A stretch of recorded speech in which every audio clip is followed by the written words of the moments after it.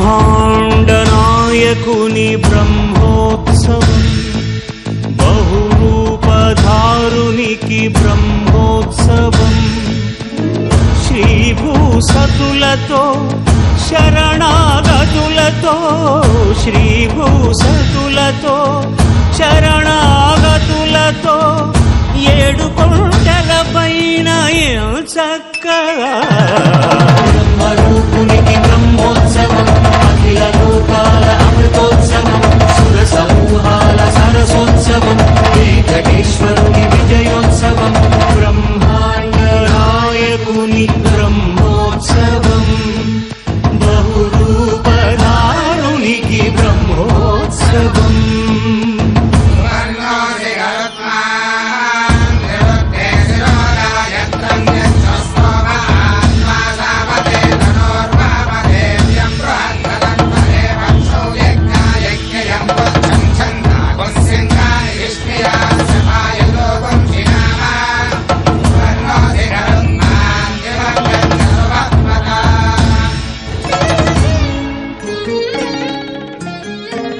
ఓం నమో వెంకటేశాయ. శ్రీవారి వార్షిక బ్రహ్మోత్సవాలు అత్యంత వైభవంతో ఆనందజనకంగా భక్తులకి అఖండమైన పుణ్యాన్ని ప్రసాదించే విధంగా తిరుమల గిరులలో భక్తజనులు సంసేవిస్తూ ఉండగా సకల లోకాలకు శ్రేయస్సు కలిగించే విధంగా ఈ ఉత్సవాలు కొనసాగుతూ ఉన్నాయి. స్వామివారి యొక్క దివ్యమైనటువంటి వాహన సేవలు ఈ రోజుతో పరిపూర్ణమవుతాయి. స్వామివారి యొక్క ఆలయ ప్రాకారాలపై, రాజగోపురంపై అలంకరింపబడిన విద్యుద్దీపకాంతులు అత్యంత మనోహరంగా మానవుల యొక్క అజ్ఞాన చీకటులను పటాపంచలు చేసే దివ్య దీప కాంతులుగా మన కనులకు సాక్షాత్కరించేటువంటి కమనీయమైన దృశ్యం. భారతావనిలో శ్రీ వెంకటేశ్వర స్వామి వారిని మించిన దైవం లేదు. కలో వెంకటనాయకః. ఈ కలియుగంలో సకల జనులకందరికీ సంసేవ్యమానుడైనటువంటి మహనీయుడు శ్రీ వెంకటేశ్వర స్వామివారు.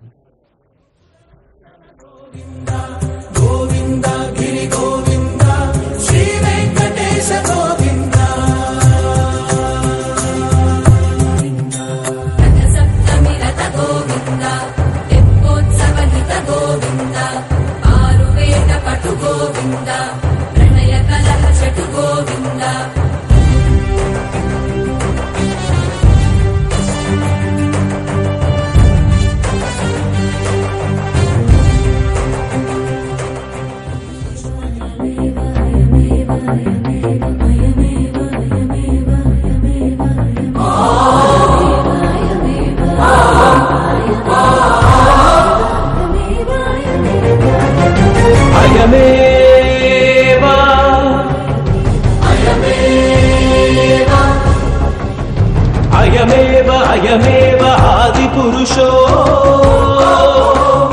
జయకరం తమహం శరణం భజామి. అయమేవ ఆదిపురుషో జయకరం తమహం శరణం భజామి.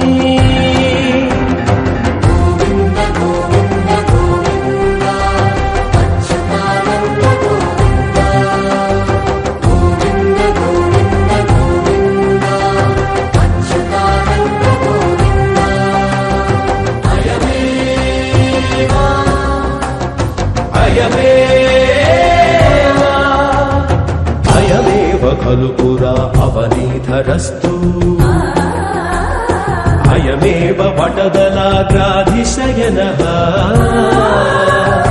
అయమేవ దశవిధైరవతారరూపశ్చ నయమార్గభువి రక్షణం కరోతి.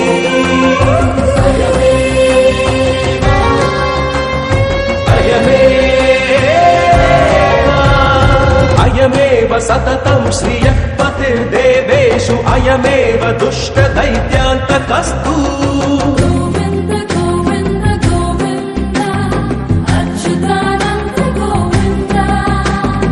అయమేవ సకల భూతాంతరేష్వ ప్రియభక్త పోషణం ప్రీత్యా కరోతి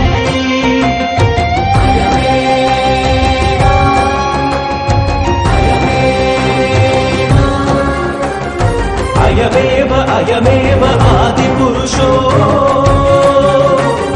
జయకరం తమహం శరణం భజామి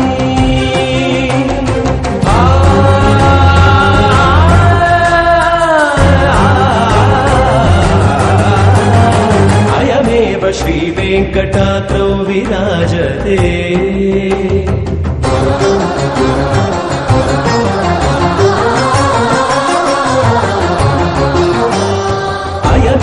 శ్రీ వెంకటాద్రౌ విరాజతే అయమేవ వరదోపి యాచకానాం అయమేవ వేద వేదాంతైశ్చ సూచితో అయమేవ వైకుంఠాధీశ్వరస్తు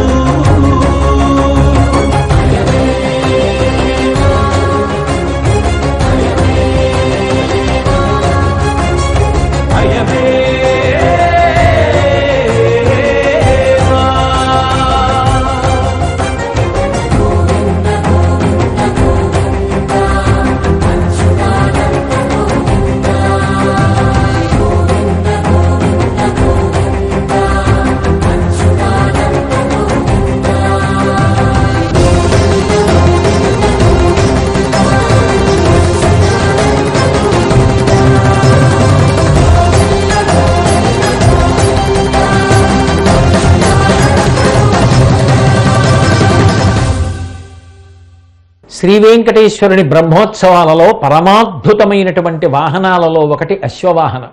అశ్వం వేగానికి గుర్తు, చాలా తొందరగా పరిగెడుతుంది. అందుకే మనుష్యుడు గుర్రం యొక్క వేగాన్ని తన విభూతిగా వాడుకుని దూరంగా ఉండేటటువంటి లక్ష్యాలు చేరుకోవడానికి అశ్వాన్ని అధిరోహించి వెళ్ళడం, వాహనంగా స్వీకరించడం అనాదిగా మనం చూస్తున్నటువంటి విశేషమే. కానీ భగవంతుడు అశ్వాన్ని అధిరోహించి వాహనాన్ని చేసుకుని వెడితే దానిలో ఎన్నో విశేషాలుంటాయి. ఎందుచేత అంటే నిజమునకు అశ్వమీది అంటే ఇంద్రియములే. ఇంద్రియములు మనసు రెండూ కూడా అపారమైన వేగము కలిగినవి. నా మనసు ఉందనుకోండి, ఈ క్షణంలో తలుచుకుంటే కాశీ వెళ్ళిపోతుంది. ఇదే మనసు ఈ క్షణంలో తలుచుకుంటే ఏదో కాయగూరల దుకాణం దగ్గరికి వెళ్ళిపోతుంది. ఈ మనసు ఇలా తలుచుకోగానే ఇంటికి వెళ్ళిపోతుంది, కొడుకు దగ్గరికి వెళ్ళిపోతుంది, భార్య దగ్గరికి వెళ్ళిపోతుంది. గుర్రానికి ఎంత వేగం ఉంటుందో మనసుకి, ఇంద్రియాలకి అంత వేగం ఉంటుంది. ఎక్కడో ఉన్న వస్తువుని కన్ను దూరం నుంచి చూడగలదు, ఎక్కడి నుంచో వినపడుతున్న పాటని చెవి గ్రహించగలదు. మనసు ఇంద్రియములు అంత వేగంగా కదులుతాయి. కలగడంలో ఇవి విషయ సుఖముల వైపుకి పరిగెత్తినంత కాలం అశాంతి. అగ్నిహోత్రంలో నెయ్యి పోసి ఆర్పగలమా? ఎంత నెయ్యి పోసినా ఇంకా జ్వాల రగులుతూనే ఉంటుంది. ఇంద్రియాలతో ఎన్ని సుఖాలు అనుభవించినా ఇంకా అనుభవించు ఇంకా అనుభవించు అంటాయి తప్ప అబ్బా ఎందుకులే ఈ సుఖాలు అనవు. అసలు నిజానికి శమము దమము అని రెండు మాటలు. శమము అంటే ఇంద్రియములను వాటి వాటి విషయ సుఖముల వైపు నుండి మరల్చి భగవంతుని వైపు తిప్పడం. అంటే ఇంద్రియములు బడలిపోయేటట్టు చెయ్యడం కాదు, అదే ఉత్సాహంతో ఉంటాయి. పూర్వం తను తినాలనుకుంటే తన కొరకు తినేవాడు మధుర పదార్థం. ఇప్పుడు తన కొరకని వండుకోడు. మధుర పదార్థాన్ని వండి ఈశ్వరుడికి నివేదన చేసి వేరొకరికి పెట్టి తాను తింటాడు. పూర్వం పూలహారం తెస్తే తాను మెడలో వేసుకుని సంతోషించేవాడు.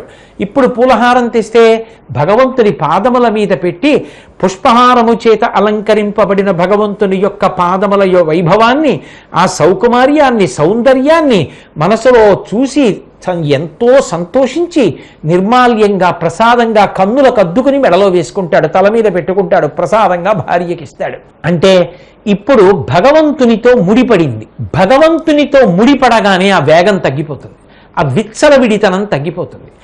గుర్రం మీద పరమాత్మ ఉన్నాడు అన్న మాటకు అర్థం ఏమిటంటే, నేను ఇంద్రియములతో ఏ పని చేసినా భగవంతుణ్ణి స్మరణకి తెచ్చుకోవడం. నాకు ఈశ్వరుడు కన్నిచ్చాడు. దేని కొరకు కన్నిచ్చాడు? ఏవి చూడాలో వాటిని చూడమని కన్నిచ్చాడు. చూడకూడనిది ఏదైనా నేను చూడవలసిన పరిస్థితి ఏర్పడితే ఇంకా చూడు ఇంకా చూడని ఒకవేళ నా మనసు నన్ను ప్రచోదనం చేస్తూ ఉంటే, ఈశ్వరుడు నీకు కన్నిచ్చినదందుకా అన్న ప్రశ్న నాలో పుట్టగానే ఇక నేను దాని వైపు చూడడం జరగదు. ఒక తినకూడనిది నేను తింటుంటే ఈశ్వరుడు నీకు నాలుకిచ్చినదందుక లోపల అగ్నిహోత్రంగా ఉన్నాడు, నువ్వు అటువంటి పదార్థం వెయ్యొచ్చా, అటువంటి పదార్థం పొయ్యొచ్చా, అటువంటి పదార్థం పీల్చచ్చా అన్న మాట రాగానే అటువంటిది తినడు, అటువంటిది తాగడు, అటువంటిది పీల్చడు. లోపల పరమాత్మ ఉన్నాడు, ఆయనకి ధూపం వేయకపోతే పోనీలే తప్ప నేను వేరొక రకమైన పొగని లోపలికి పంపను. ఇప్పుడు భగవంతుడున్నాడు, ఇంద్రియములను విచ్చలవిడిగా వాడడు. ఎప్పుడూ ఇంద్రియములను ఆధారం చేసుకుని భగవంతుణ్ణి స్మరిస్తాడు. ఈ కన్ను చూడడానికి శక్తినిచ్చిన వాడు ఈ శక్తిని ఇవ్వకపోతే నేను ఏ సుఖాలు అనుభవించేవాణ్ణి, ఏం చూసేవాణ్ణి? భార్యని చూడగలనా, బిడ్డల్ని చూడగలనా, దేవాలయం చూడగలనా, ధ్వజస్తంభం చూడగలనా, జలపాతం చూడగలనా, తిరుమల దేవాలయం చూడగలనా, బ్రహ్మోత్సవం చూడగలనా, వాహన సేవ చూడగలనా? చెవులిచ్చి వినే శక్తినిచ్చాడు. దానివల్ల కదా వీణానాదం వింటున్నాను, అందువల్ల కదా ప్రత్యక్ష వ్యాఖ్యానం వింటున్నాను, అందువల్ల కదా ఇవాళ నేను చక్కగా భగవంతుని యొక్క నామస్మరణ వింటున్నాను, కీర్తనలు వింటున్నాను. ఇది ఆయన ఇచ్చిన అనుగ్రహం. ఇప్పుడు ఇంద్రియములను ఆధారం చేసుకుని ఎప్పుడు భగవంతుణ్ణి స్మరిస్తాడు, ఇంద్రియములను ఆధారం చేసుకుని వేగాన్ని నియంత్రిస్తాడు. ఇప్పుడు ఈ వేగాన్ని పైన కూర్చున్నటువంటి రౌతు కళ్ళెం పట్టుకుని ఎలా ఆపుతున్నాడో అలా భగవంతుణ్ణి కూర్చోపెట్టుకుంటే ఆయన ఇంద్రియముల యొక్క ఉద్ధతిని ఆపుతాడు. ఆపితే అవి భగవత్పరములవుతాయి. భగవత్పరములైతే అనుభవించినది ప్రసాదమవుతుంది. ఆ అశ్వవాహనారూఢుడైనటువంటి శ్రీ వెంకటేశ్వరుడు అపారమైనటువంటి కృపతో మనకందరికీ అనుగ్రహించుగాక అని ప్రత్యక్షంగా కొండ మీదకొచ్చి మాడవీధుల పక్కన నిలబడి స్వామిని చూసి పరమ ఆనందంతో కైమోడ్చి నమస్కరించి ప్రార్థన చేస్తున్నటువంటి భక్తుల గుంపులు, పరోక్షంగా కొన్ని కోట్ల మంది తమ ఇళ్లల్లో శ్రీ వెంకటేశ్వర భక్తి ఛానల్ యొక్క బుల్లితెర మీద చూస్తూ మురిసిపోతున్నటువంటి ప్రేక్షకులు అందరం కలిసి నమస్కరించి ప్రార్థన చేసి స్వామిని వేడుకుందాం. ఆ విధంగా ఆయన అనుగ్రహానికి పాత్రులమవుదాం. భావిన్యాదశయా భవన్నిహ భవధ్వంసాయ నః కల్పతా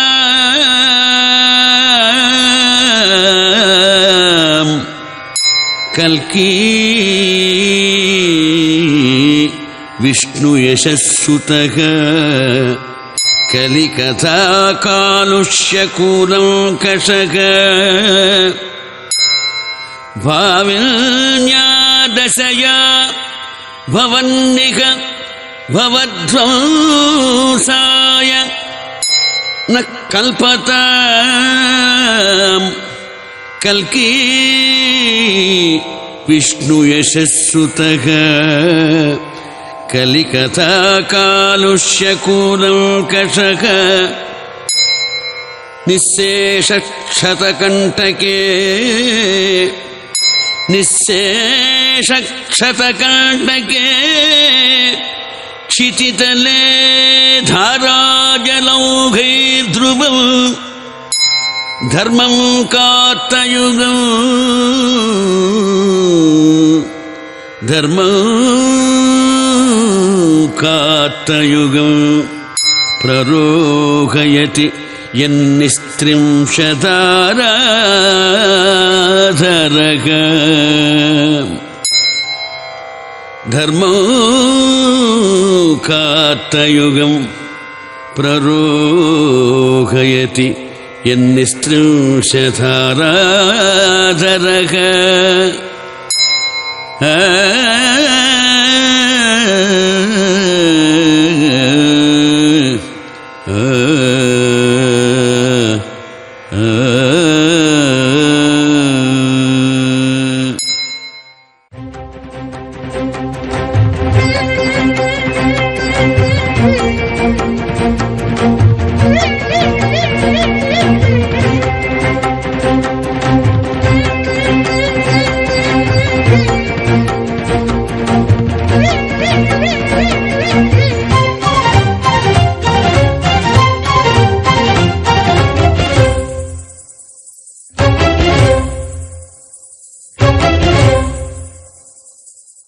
అల్లదివో అశ్వమెక్కే ఆ పన్నుల దైవము,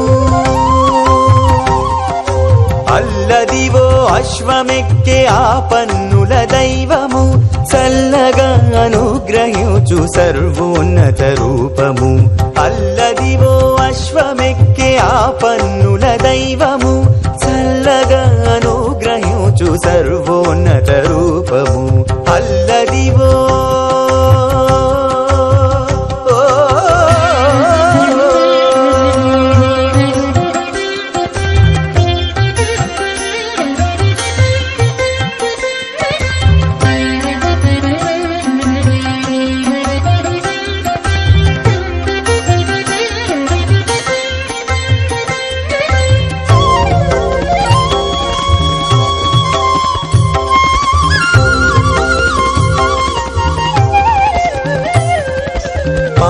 కడలిలో పుట్టిన పావన ఉచ్చైశ్రవము సరిపోలని రాజసముతో పొడవైన అశ్వము పాలకడలిలో పుట్టిన పావన ఉచ్చైశ్రవము సరిపోలని రాజసముతో పొడవైన అశ్వము అలపారు వేటలోన అతివాల మేల్మంగతో ఇలపారిజాతమై ఇంపారగ చెలగినాడు అల్లదివో అశ్వమెక్కే ఆ పన్నుల దైవము చల్లగా అనుగ్రహించు సర్వోన్నత రూపము అల్లదివో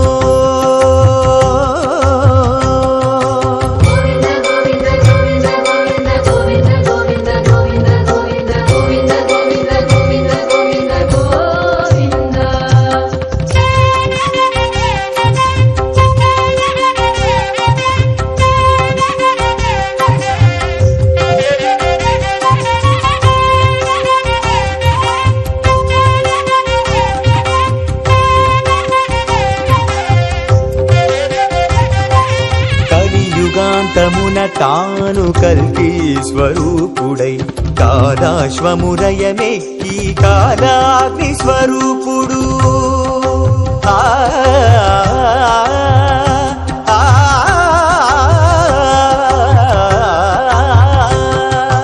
కలియుగాంతమున తాను కల్కి స్వరూపుడై కాలాశ్వమురయమెక్కి కాలాగ్ని స్వరూపుడు మలినమత్త చిత్తులైన ఉన్మత్తుల తెగటాచి కృతయుగంబు నిలిపే వరరూపము గురుదైవము అల్లదివో అశ్వమెక్కే ఆ పన్నుల దైవము చల్లగా అనుగ్రహించు సర్వోన్నత రూపము అల్లదివో అశ్వమెక్కే ఆ పన్నుల దైవము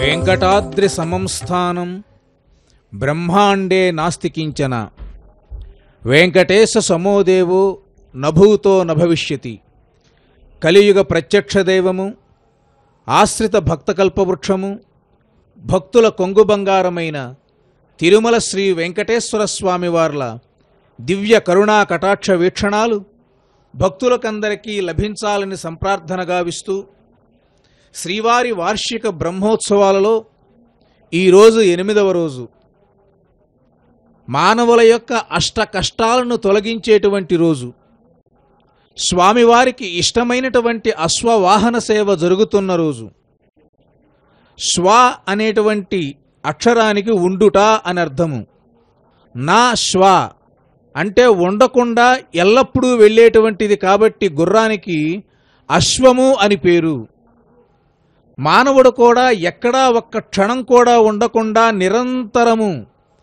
భగవంతుని సన్నిధికి చేరుకోవాలని గుర్రము వలె పరుగు పెట్టేటువంటి ఒక భక్తి తత్వాన్ని ఈ అశ్వవాహన సేవ ద్వారా మనం తెలుసుకోవచ్చు. దశావతారాలలో చివరిది కల్క్యావతారం. అధర్మంతో విజృంభిస్తున్నటువంటి కలియుగంలో దుష్టులైన వారిని వధించటానికి సాక్షాత్తు శ్రీమన్నారాయణుడే కత్తిని డాలును చేతబట్టి ధర్మాన్ని అనేటువంటి అశ్వాన్ని అధిరోహించి దుష్ట శిక్షణ చేసి శిష్ట రక్షణ గావించి ధర్మాన్ని స్థాపిస్తారు అని మనకి పురాణాలు చెప్తున్నాయి. కొన్ని లక్షల సంవత్సరాల తర్వాత కానీ ఈ సంఘటన జరగదు. అప్పటికి మనం ఉంటాము. ఉంటే ఈ విధంగా శ్రీవారి వార్షిక బ్రహ్మోత్సవాలలో కలికావతార సంఘటనలు విన్నాము అన్న జ్ఞానం ఉంటుందో లేదో మనకు తెలియదు. కనుక అటువంటి కలికావతార అద్భుతమైనటువంటి ఘట్టాన్ని ఆవిష్కరించటానికి వెంకటేశ్వర స్వామి వారు తానే కలికి రూపంలో మన కనులకు చూడ చక్కనైనటువంటి ఆధ్యాత్మిక విందును కలగచేస్తూ భక్తులు ఇచ్చేటువంటి ఆనంద కర్పూర నీరాజనాలు అందుకుంటూ జ్ఞానాన్ని ధర్మాన్ని అశ్వం ద్వారా తెలియచేస్తూ అద్భుతమైనటువంటి ఈ మానవ జీవితం వివిధ విధానాలతో దేపీప్యమానంగా ప్రకాశింపచేసుకోవటానికి మూలకందంగా నిలవాలని స్వామివారు మనకి సందేశాన్ని అందజేస్తూ ఉన్నారు. రెండవది, ఈ నవాన్నిక బ్రహ్మోత్సవాలలో స్వామివారు సుమారు 14 వాహనాల మీద ఊరేగుతూ ఉంటారు. ఇటువంటి వాహనాలలో చిట్ట చివరిది అశ్వవాహనం. వాహనాలలో మొదటిదైన పెద్ద శేషవాహనం చూసినా, వాహనాలలో చివరిదైనటువంటి అశ్వవాహన సేవను చూచినా సమస్త వాహన సేవల యొక్క దర్శన భాగ్య ఫలము కలుగుతుంది అని ఆగమాలు చెబుతూ ఉన్నాయి. ఎక్కడైనా సరే ఆధ్యాత్మిక అంశాలలో ఈ విషయం నిరూఢమవుతూ ఉంటుంది. భక్తజనులకందరికీ సమస్తమైన ఈ వార్షిక బ్రహ్మోత్సవ వివిధ వాహన సేవల ఫలం దక్కేటువంటి అద్భుతమైనటువంటి రోజు ఈ రోజు. పైగా ఉత్సవము అంటే ఉత్సవము, గొప్ప యజ్ఞం అని అర్థం. భారతదేశంలో అనేక యజ్ఞాలు ప్రాచీన కాలం నుంచి జరుగుతూ ఉన్నాయి. అతిరాత్రము, అశ్వమేధము, రాజసూయాగము, పౌండరీకము, ఇటువంటివన్నీ. అశ్వమేధయాగం మనం చేసినా చూసినా అమేయమైనటువంటి ఫలం కలుగుతుంది. అయితే ఈనాడు చేసేవారు చాలా అరుదు. ఇదిగో మీకందరికీ ఈ అశ్వమేధ ఫలాన్ని ఇస్తున్నాను అంటూ వెంకటేశ్వర స్వామి వారు ఉత్సవ రూపంలో అశ్వమేధ యాగ ఫలాన్ని అందించేటువంటి శుభకరమైన రోజు ఈ అశ్వవాహన సేవ. కాబట్టి భక్తులకందరికీ అయాచితంగా ఎటువంటి శ్రమ లేకుండా స్వామివారు భక్త వాత్సల్యంతో యజ్ఞ ఫలాన్ని అందించేటువంటి సుమధురమైన రోజు శ్రీవారి వార్షిక బ్రహ్మోత్సవాలలో చిట్ట చివరి ఈ అశ్వవాహన సేవ. స్వామివారి యొక్క దివ్యమైనటువంటి వాహనానికి ముందుగా గజరాజాలు, ఛత్రాలు పట్టుకున్నటువంటి మావటీవారు సకలమైనటువంటి ఉపచారాలతో అశ్వవాహనం మీద అర్చకస్వాములు, వాహనం ముందర చిత్ర విచిత్రమైనటువంటి భజన కోలాట నృత్యాలు. స్వామివారి యొక్క దివ్య వైభవాన్ని వీక్షించండి. కుడి చేతిలో చర్నాకోల, అది నాగశక్తికి ప్రతీక. ఎడమ భాగంలో కత్తి, డాలు కనిపిస్తూ ఉంటాయి. కత్తి లక్ష్మీదేవికి ప్రతీక, డాలు భూదేవికి ప్రతీక. అవతల వ్యక్తులను ఎదుర్కోవటానికి డాలును అడ్డు పెడుతూ ఉంటారు. భూదేవి ఓర్పుకి ఒక నిదర్శనం. శత్రువులను అడ్డగించే శక్తి భూదేవికి ఉంటే శత్రువులను సంహరించే శక్తి లక్ష్మీదేవికి ఉంటుందట. అటువంటి లక్ష్మీదేవి ఖడ్గ రూపంలో ఉండగా, భూదేవి డాలు రూపంలో ఉండగా, నాగశక్తి చర్నాకోల రూపంలో ఉండగా, ధర్మము అశ్వమై వహించి ఉండగా, వాటి మీద స్వామివారు అద్భుతంగా వేంచేసి సకల భక్త జనులకందరికీ కలియుగ దోషాలన్నిటినీ పరిహరింపచేస్తూ రాబోయేటువంటి తన అవతార మహిమా విశేషాన్ని ఈ అశ్వవాహన సేవ ద్వారా మనకి తెలియచేస్తూ ఉన్నారు. ఏంటండి కలియుగ దోషం కలియుగ దోషం అంటున్నారు అంటే, కలియుగ దోషాలు చాలా చిత్రంగా ఉంటాయి. తల్లిదండ్రుల కన్నా అత్తమామలే గొప్పగా భావిస్తారట. స్త్రీలు అన్ని సౌందర్యాల కన్నా కేశ సౌందర్యమే మిన్నగా భావిస్తారట. ప్రతి మనిషి తన జీవన సౌఖ్యమే చూసుకుంటారట. ఇటువంటి సకల దోషాలను పోగొట్టి మానవులని మాధవులుగా, నరులని నారాయణులుగా భక్తి పరిమళంతో జీవించే విధంగా ఏడుకొండలవాడు అనుగ్రహించేటువంటి అద్భుతమైన వాహన సేవ ఈ అశ్వవాహన సేవ.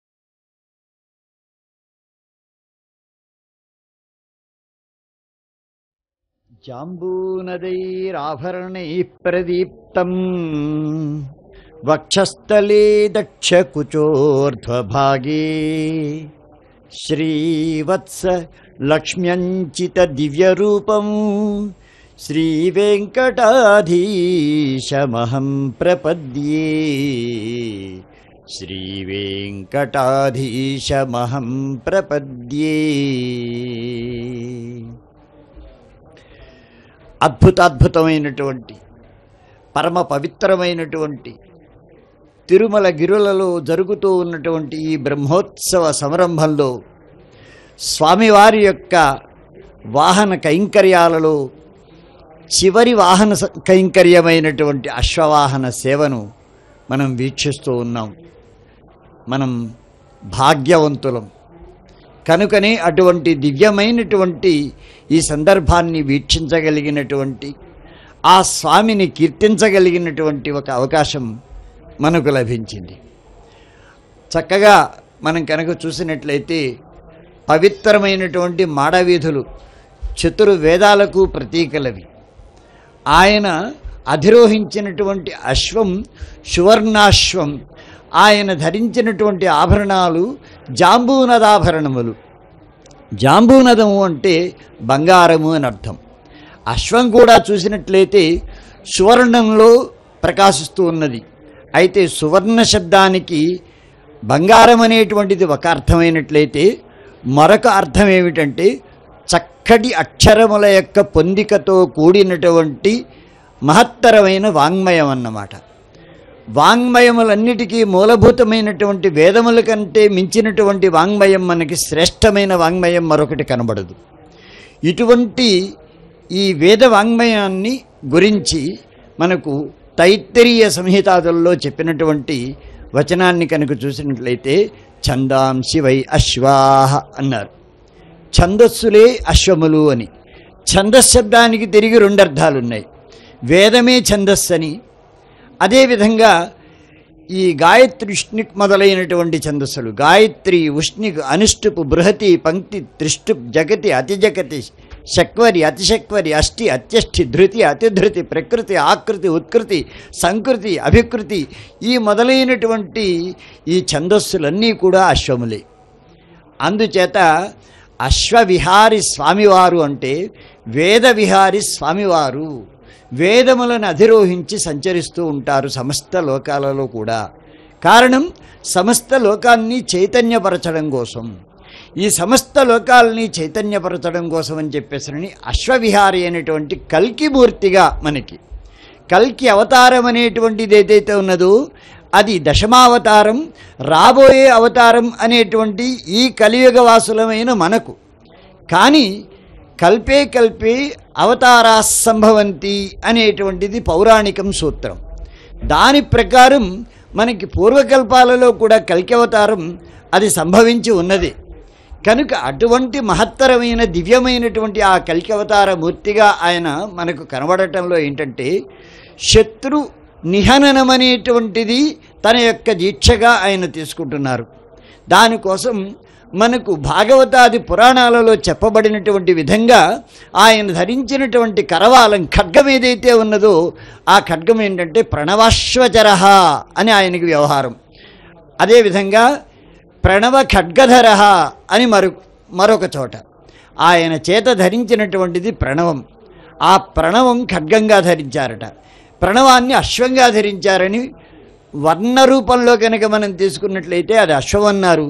అదేవిధంగా అది ఆయుధ రూపంలో సాధన రూపంలో కనుక తీసుకున్నట్లయితే దాన్ని ఖడ్గం అన్నారు.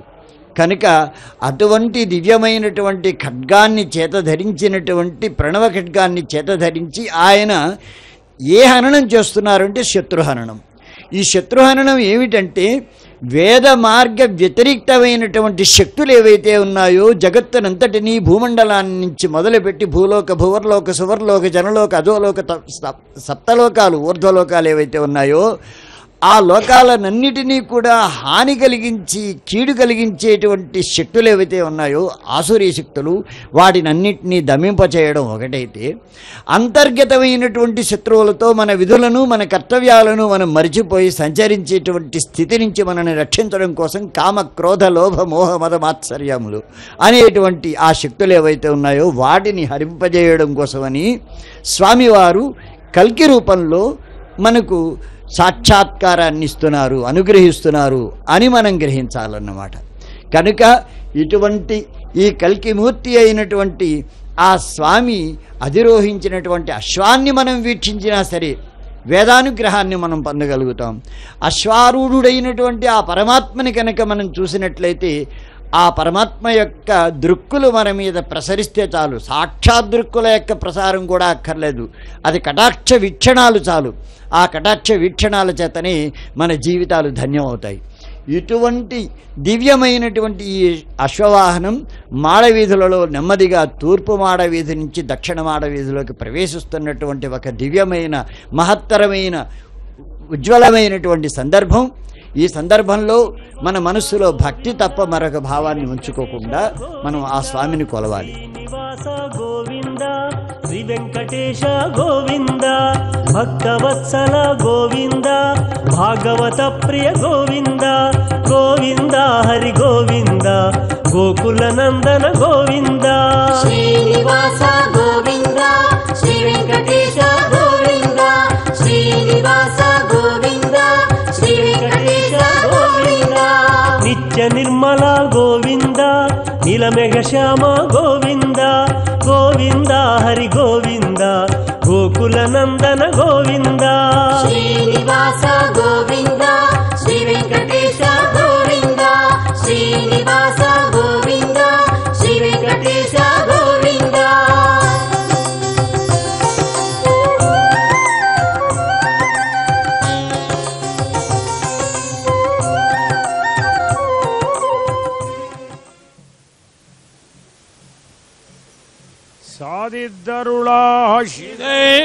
సాదిద్దరుళాశిదయాపాత్రం దీపగ్రాజేంద్రప్రవణం వందే రమ్యజామాదరం లక్ష్మీనారాయణమధ్యమాస్వదాచార్యర్యంత వందే గురుపరంపరాభ్యో నిత్యమచ్యుత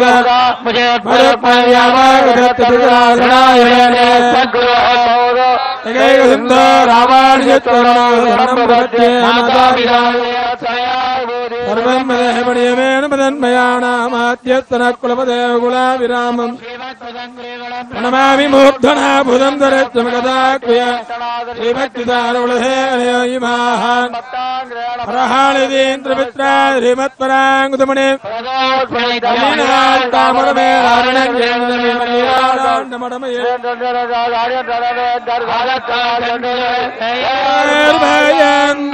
விளக்கு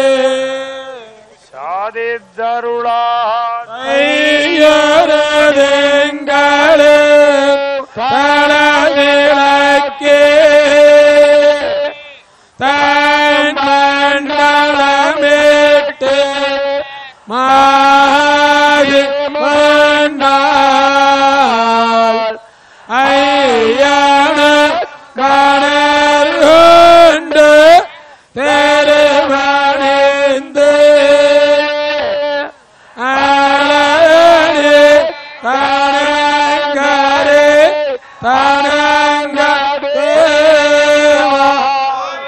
யாவமாங்களோ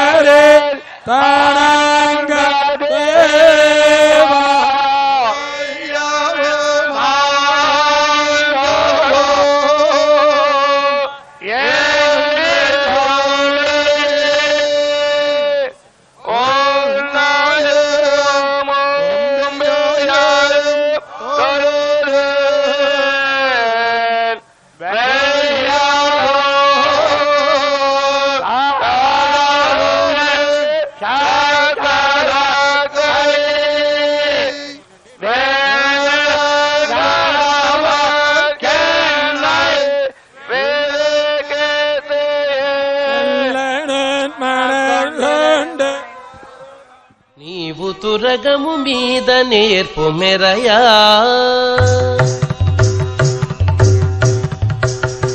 నీవు తురగము మీద నేర్పు మెరయా నీవు తురగము మీద నేర్పు మెరయా వేవేలు రూపులై వెద చల్లితప్పుడు నీవు తురగము మీద నేర్పు మెరయా వేవేలు రూపులై వెద చల్లితప్పుడు నీవు తురగము మీద నేర్పు మెరయా నీవు తురగము మీద నేర్పు మెరయా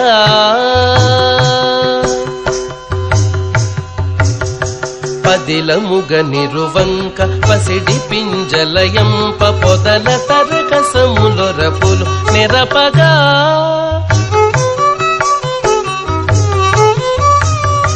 పదిలముగ నిరువంక పసిడి పింజలయంప పొదల తరకసములొరపులు నెరపగా గదయు శంఖంబు చక్రము ధను ఖడ్గములు 10,000 సూర్యబింబములైనవపుడు గదయు శంఖంబు చక్రము ధను ఖడ్గములు 10,000 సూర్యబింబములైనవపుడు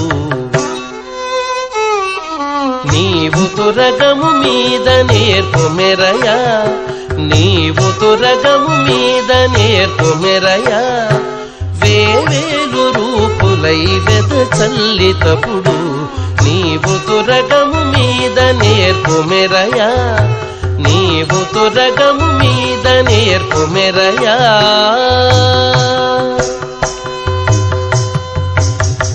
సొరిది శేషుని పెద్ద చుట్టు పెను కేవడం సిరిదొలకనుక చేత చిత్తగించి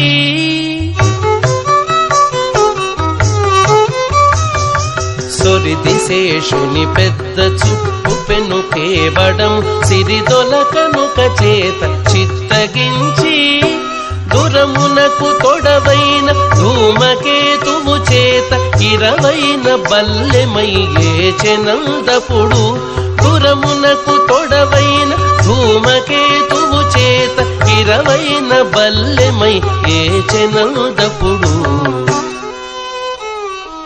నీవు తురగము మీద నేర్పు మెరయా నీవు తురగము మీద నేర్పు మెరయా వేవేలు రూపులై వెద చల్లితప్పుడు నీవు తురగము మీద నేర్పు మెరయా నీవు తురగము మీద నేర్పు మెరయా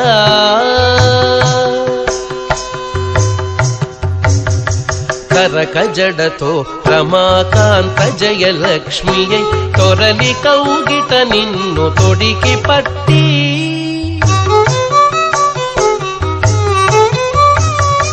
కరక జడతో రమాకాంత జయలక్ష్మియై తొరలి కౌగిట నిన్ను తొడికి పట్టి సరచెబెను వెంకట స్వామి సరచెబెను వెంకట స్వామి నిన్ను గెలువుమని మెరుగు పుచ కుంభముల మిసిమితోనపుడు సరచెబెను వెంకట స్వామి నిన్ను గెలువుమని మెరుగు పుచ కుంభముల మిసిమితోనపుడు నీవు తురగము మీద నేర్పు మెరయా నీవు తురగము మీద నేర్పు మెరయా వేవేలు రూపములు వెద చల్లితప్పుడు నీవు తురగము మీద నేర్పు మెరయా వేవేలు రూపములు వెద చల్లితప్పుడు నీవు తురగము మీద నేర్పు మెరయా నీవు తురగము మీద నేర్పు మెరయా నీవు తురగము మీద నేర్పు మెరయా. శ్రీవారి వార్షిక బ్రహ్మోత్సవాలలో చిట్ట చివరి వాహన సేవగా అశ్వవాహన సేవ తిరుమాడా వీధులలో వైభవంగా స్వర్ణకాంతిమయంగా కొనసాగుతూ ఉంది. యజుర్వేదానికి ప్రతీకగా నిలిచిన దక్షిణ మాడా వీధిలో తన కోసం వేచి ఉన్నటువంటి అసంఖ్యాకులైన భక్తజన సందోహం కోసం స్వామివారు వేగంగా గుర్రం మీద కదిలి వచ్చేటువంటి కమనీయమైన దృశ్యాన్ని మనం చూస్తూ ఉన్నాం. నిజానికి శ్రీవారి బ్రహ్మోత్సవాలలో ఒక్కొక్క వాహనం ఒక్కొక్క గతిలో కొనసాగుతూ ఉంటుంది. గుర్రానికి వేగం ఎక్కువ. చాలా వేగంగా స్వామివారు ఆ యొక్క అశ్వ లక్షణాన్ని భక్తులకందరికీ తెలియచేయటం కోసం, కాలం ఎవరి కోసం ఆగదు, కాలరూపుడైనటువంటి నన్ను చూచి మీ జీవితాన్ని ఆధ్యాత్మిక మార్గంలో, భక్తి మార్గంలో పయనింపచేసి ధన్యం చేసుకోండి అని స్వామివారు సందేశాన్ని అందచేస్తూ ఉండగా, ఎంతోమంది జానపద కళాకారులందరూ స్వామివారి ముందర నృత్యాన్ని సల్పుతూ ఉండగా, కత్తితో, డాలుతో, చర్నాకోలతో అశ్వాన్ని అధిరోహించి దివ్య తిరువాభరణాలు ధరించి సుగంధ పుష్ప మాలికలతో దేదీప్యమానంగా ప్రకాశించే మలయప్ప స్వామివారిని ఒక్కసారి వీక్షించండి. స్వామివారి యొక్క వాహన సేవలలో మనోహరమైనది, మధురమైనది, వేగమైనది, అఖండ పుణ్య ప్రదాయకమైనది ఈ వాహన సేవ. భారతదేశంలో శ్రీమన్నారాయణుడు స్వయంగా అర్చావతార రూపంలో వేంచేసి ఉన్న 8 క్షేత్రాలు ఉన్నాయట. ఆద్యం స్వయం వ్యక్తమిదం విమానం రంగసంగీతం శ్రీముష్ణం వెంకటాద్రిశ్చ శాలగ్రామంచ నైమిషం తోతాద్రి పుష్కరశ్చేవ నరనారాయణాశ్రమ అష్టో మూర్తయస్సంతి స్వయం వ్యక్తా మహీతలే అన్నారు. ఈ భారతదేశంలో శ్రీహరి 8 క్షేత్రాలలో స్వయంగా ఆవిర్భవించాడట. అందులో శ్రీరంగము, శ్రీముష్ణము, తిరుమల, శాలగ్రామము, నైమిష క్షేత్రము, తోతాద్రి, పుష్కర క్షేత్రము, బదరికాశ్రమము. ఈ 8 చోట్ల స్వామివారిని గనక ఎవరైతే దర్శిస్తారో వారి యొక్క అష్టకష్టాలు తొలగిపోయి నష్టాలన్నీ నివారింపబడి పరిపుష్టికరమైన ధర్మాన్ని ఆచరింపచేసుకునేటువంటి శక్తి, అనంతరం భక్తి, తదనంతరం ముక్తి లభించేటువంటి దివ్యక్షేత్రాలు ఇవి. అందులో ఇదిగో మనం చూస్తున్నటువంటి ఈ తిరుమల దివ్యక్షేత్రం భక్త జనులకందరికీ ఆనందాన్ని కలిగింపచేస్తూ నాగుపామువలో ఉండేటువంటి చర్నాకోలను చేతధరించి చిరునవ్వుల సిరివెన్నెలలు కురిపిస్తూ సువర్ణ యజ్ఞోపవీతంతో, కాసుల పేర్లతో, తిరునామ ఆభరణంతో, మామిడి పిందల హారాలతో చక్కగా అశ్వం మీద అధిరోహించి తన 2 పాదాలను గుర్రాలకి 2 వైపులా రికాబులలో ఆ కాళ్ళు ఉంచి గుర్రము సంతోషంతో హేషలిడుతూ ఉండగా ఒక పక్క అశ్వము యొక్క హేష, మరొక పక్క జనసంద్ర ఘోష, మరొక పక్క వాయుద్యాల ఘోష.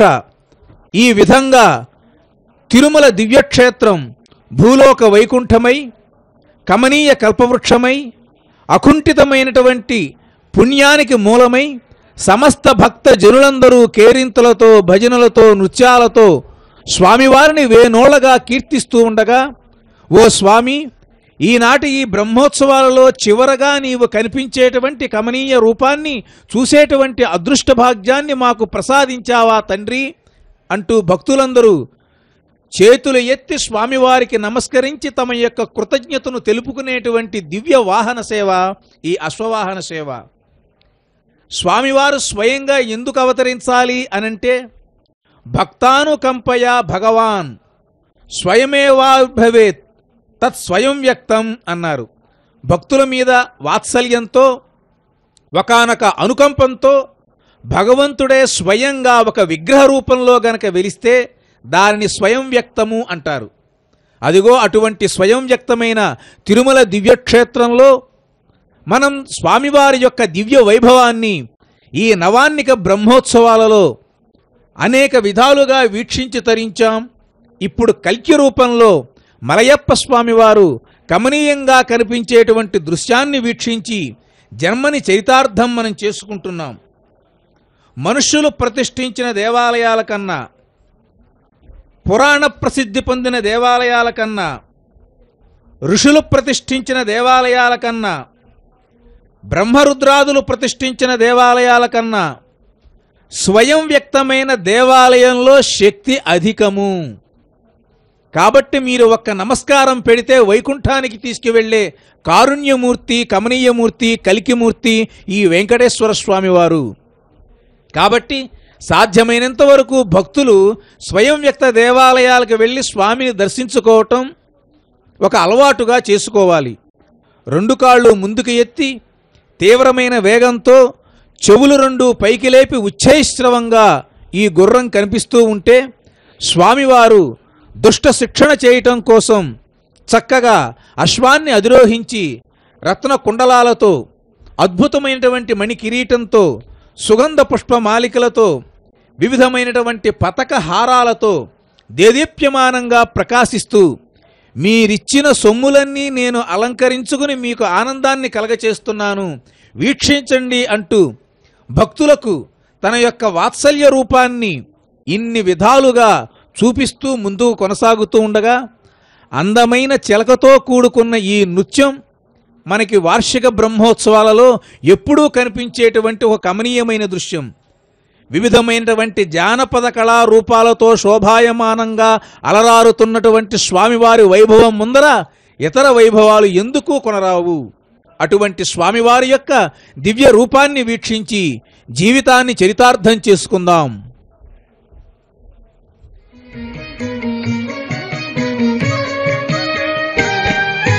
మత్స్యకూర్మవర మనుష్య సింహ వామన, మత్స్యకూర్మవర మనుష్య సింహ వామన, ఇచ్చ రామ రామ రామ హిత బుద్ధి కలిగి, మత్స్యకూర్మవర మనుష్య సింహ వామన, ఇచ్చ రామ రామ రామ హిత బుద్ధి కలిగి.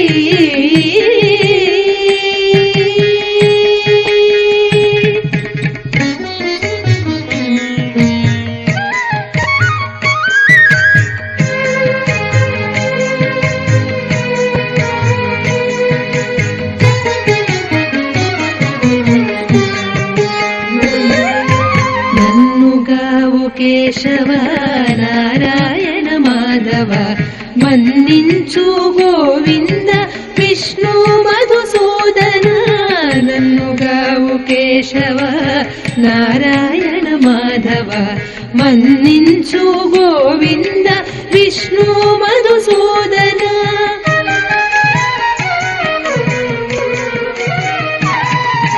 వన్నెల త్రివిక్రమ వామన శ్రీధర, వన్నెల త్రివిక్రమ వామన శ్రీధర, సన్నుతించే ఋషికేశ సారకు పద్మనాభ, వన్నెల త్రివిక్రమ వామన శ్రీధర, సన్నుతించే ఋషికేశ సారకు పద్మనాభ.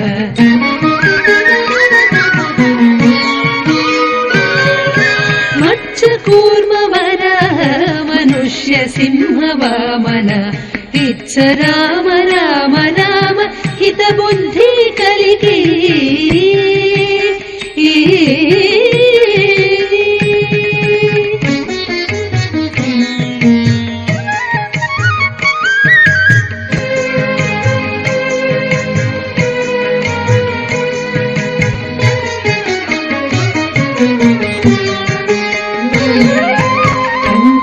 దామోదర శంకరుషణ వాసుదేవ అంటే చాలు ప్రద్యుమ్నుడ అనిరుద్ధుడా, కంటిమి దామోదర శంకరుషణ వాసుదేవ అంటే చాలు ప్రద్యుమ్నుడ అనిరుద్ధుడా.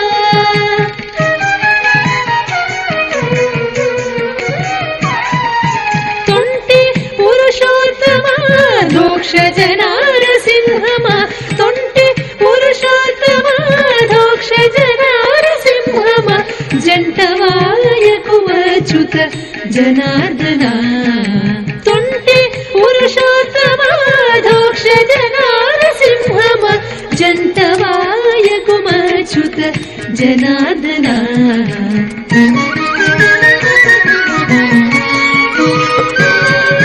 మత్స్యకూర్మవర మనుష్య సింహ వామన, ఇచ్చ రామ రామ రామ హిత బుద్ధి కలి. కలిగి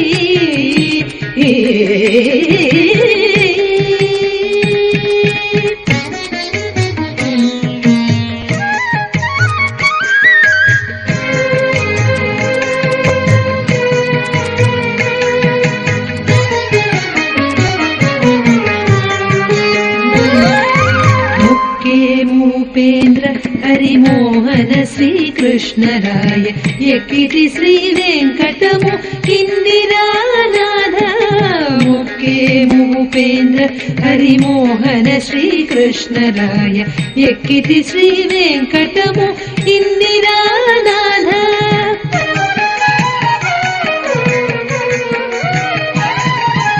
ఎక్కువ నీ నామములు ఇవి ఏ రాజపములు ఎక్కువ నీ నామములు ఇవి ఏ రాజపములు చక్కగా నీ దాసులము సర్వేశ గనంత ఎక్కువ నీ నామములు ఇవి ఏ రాజపములు చక్కగా నీ దాసులము సర్వేశ గనంత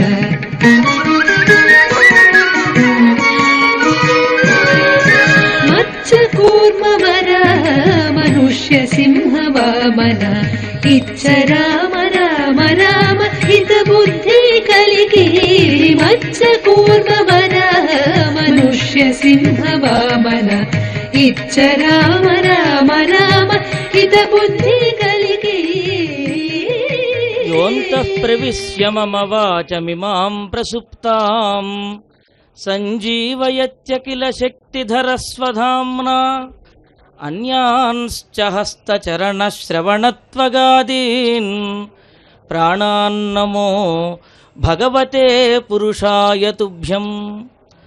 అఖిలాండకోటి బ్రహ్మాండ నాయకుడైన శ్రీనివాస పరంబ్రహ్మ 8వ రోజు రాత్రి ఈ వార్షిక బ్రహ్మోత్సవములలో ఈరోజు రాత్రి అశ్వమును అధిరోహించి వడివడిగా ఆ మాడవీధుల్లో ముందుకు కదులుతూ ఉన్నాడు.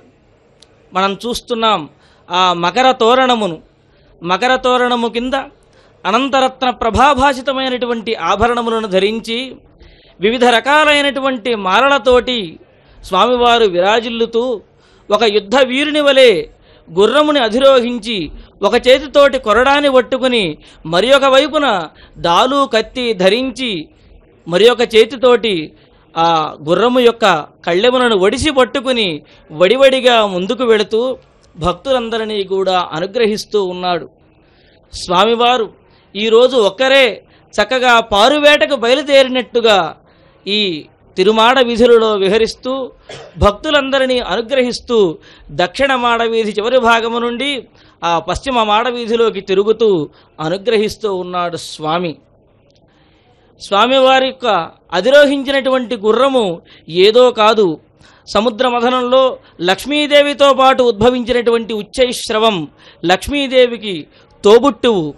ఆ విధంగా లక్ష్మీదేవికి తోబుట్టువు అయినటువంటి ఆ ఉచ్చైశ్రవం అనే గుర్రము ఈనాడు ఈ సువర్ణ ఖచ్చితమైనటువంటి గుర్రముగా మారి స్వామివారిని వహించి తిరుమాడ వీధులలో విహరిస్తూ భక్తులందరినీ కూడా అనుగ్రహిస్తూ ఉన్నది. మిగతా సేవలకు ఈ వాహన సేవకు ఒక ప్రత్యేకత ఉన్నది. మిగతా వాహన సేవలన్నీ కూడా మెల్లమెల్లగా ముందుకు కదిలితే అశ్వవాహన సేవ ఆ పేరుకు తగ్గట్టుగానే అశ్వధాటి వలె వేగంగా ముందుకు వెళుతూ భక్తులందరినీ అనుగ్రహిస్తూ ఉంటుంది. భక్తులందరూ కూడా స్వామివారి వాహనం దగ్గరకు వస్తూ ఉంటే అందరూ తొంగి తొంగి చూస్తూ చేతులు ఎత్తి స్వామికి నమస్కరిస్తూ స్వామివారి యొక్క దివ్య మంగళ హారతిని తన కళ్ళకు అద్దుకుంటూ ఉన్నారు. ఎందుకంటే స్వామివారి యొక్క సర్వావయవ శోభను తమ కళ్ళకు అద్దుకుంటూ స్వామికి నమస్కరిస్తూ అనుగ్రహించమని ప్రార్థిస్తూ ఉన్నారు. సర్వావయవ సౌందర్య సంపద సర్వచేతసాం సదా సమ్మోహనాయాస్తు వెంకటేశాయ మంగళం అని చెప్పినట్లుగా అదుగోండి స్వామివారి యొక్క అశ్వవాహన సేవలో రాజోపచారములుగా స్వామి యొక్క వాహనము ముందర గుర్రములు మనకు కనిపిస్తూ ఉన్నాయి. గుర్రములు తమ తోకలు ఊపుతూ స్వామికి చామరం వీచినట్లుగా అవి ఆ విధంగా ముందుకు వెళుతూ ఉంటే స్వామివారి యొక్క వాహనము ఆ తిరుమాడ వీధులలో మంగళహారతులను అందుకుంటూ మున్ముందుకు సాగుతూ ఉన్నది. స్వామివారికి అశ్వమునకు గుర్రమునకు కూడా ఉన్నటువంటి సంబంధము ఎంతో పాతకాలం నాటి నుండి ఉన్నదే. ఎందుకంటే పద్మావతి శ్రీనివాసుల యొక్క కళ్యాణ విషయంలో కూడా ఈ అశ్వమే స్వామికి సహకరించింది. ఒకానొక సందర్భంలో స్వామివారికి అశ్వాన్ని అధిరోహించి విహరించాలి అని అనిపించిందిట. అనిపించేటప్పటికీ వెంటనే వాయుదేవుడే అశ్వముగా మారి అక్కడ ప్రత్యక్షమయ్యాట. వాయురశ్వత్వమాపన్న రజ్జు సత్వాభిమానిని ఉపాసర్పత్యయం లక్ష్మీ అని చెప్పినట్లుగా ఈ విధంగా స్వామివారు అశ్వమే వాయుదేవుడే అశ్వముగా మారి స్వామి వద్దకు వస్తే ఆ అశ్వాన్ని అధిరోహించి వేటకు బయలుదేరాట. మనం ఇంతకు ముందు చూచాం, చక్కగా నరసింహావతారంలో ఒక భక్తుడు స్వామిని సేవిస్తూ ఉన్నారు. భక్తి అనేక విధములు. ఆ అనేకమైనటువంటి విధములలో నానావిధ వేషములతోటి అనేకమైనటువంటి పురాణములను గుర్తు చేస్తూ స్వామివారికి ఉపచారములు సమర్పించడం ఒక రకమైన భక్తి. ఆ విధంగా వాయుదేవుడు అశ్వరూపంలో వచ్చేటప్పటికీ అనేక రత్న ప్రభాభాసితమైనటువంటి ఆభరణముతో అలంకరించబడినటువంటి మనోహరమైనటువంటి శ్రీనివాసుడు ఆ అశ్వాన్ని అధిరోహించి ముందుకు సాగారట. ఏవం మనోహరం రూపం ధృత్వా శ్రీవేంకటేశ్వర హయం రత్న సమాకీర్ణై ఉపబర్హైర్విభూషితం సువర్ణతిలకోల్లాసి వక్త్రం వాయుమనోజవం నీలవర్ణం పాండుపాదం హస్తపంచదశోన్నతం అవరుక్షగిరిశ్రేష్టాత్ మృగయార్థం జగామసహ. అటువంటి అశ్వాన్ని ఎక్కి స్వామివారు వేట కోసమని చెప్పి మునుముందుకు సాగుతూ కొండ దిగి కిందకి వెళ్ళారట. అలా వెళ్ళేటప్పటికీ అక్కడ స్వామివారికి ఒక గజరాజు కనిపించిందిట.